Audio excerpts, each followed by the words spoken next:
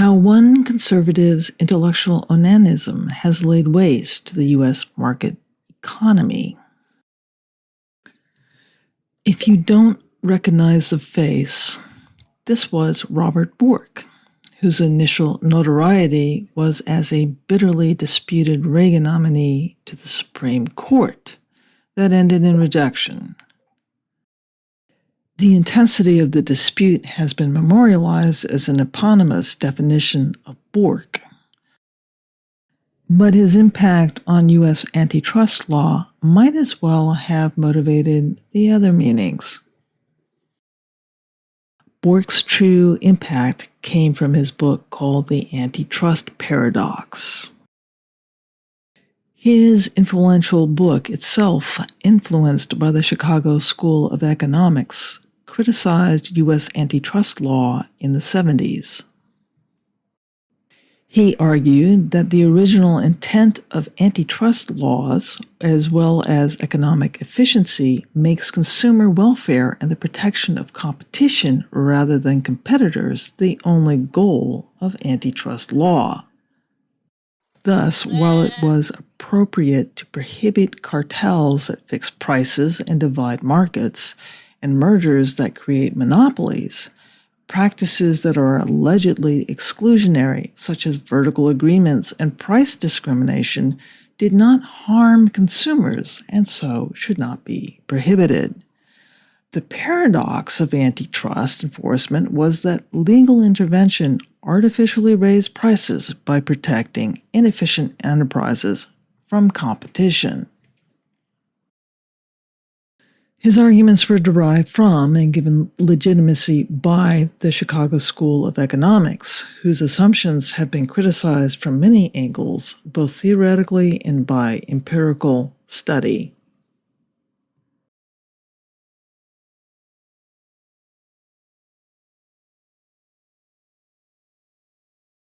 Mainstream economics, through a whole series of accidental failures, has resulted in a theory of economics which is the exact opposite of what they think they're trying to prove, which is about the essential role of the market in enabling a capitalist economy to coordinate without needing an external intelligence to drive it, either central planning on one hand or feudalism on the other.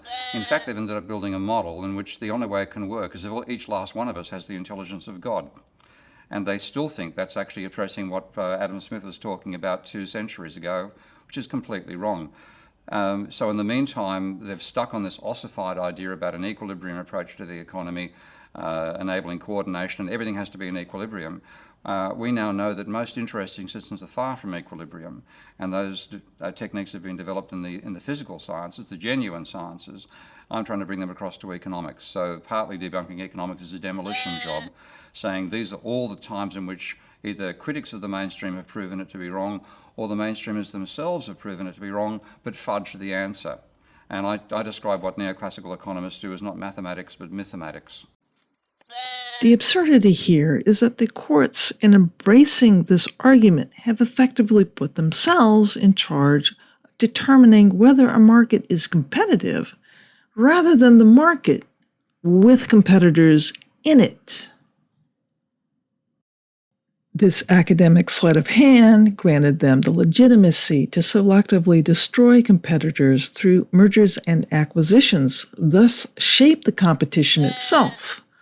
All this on the implicit assumption that they could or would somehow understand how to define competition's nature. With the wide acceptance of this argument, which has never been put to any real economic debate, allowed pro-corporate jurists, such as those flowing from the Federalist Society, to then shape markets by finding themselves swayed by the more powerful corporate legal team.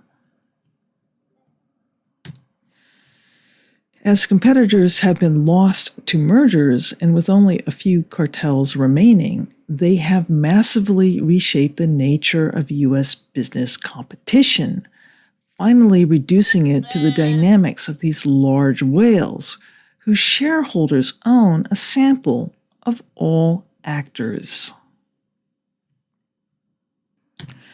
The trajectory of declining competition Rampant profiteering and incessant IP acquisition and control by them is now evident everywhere in the U.S. economy and taken as normal.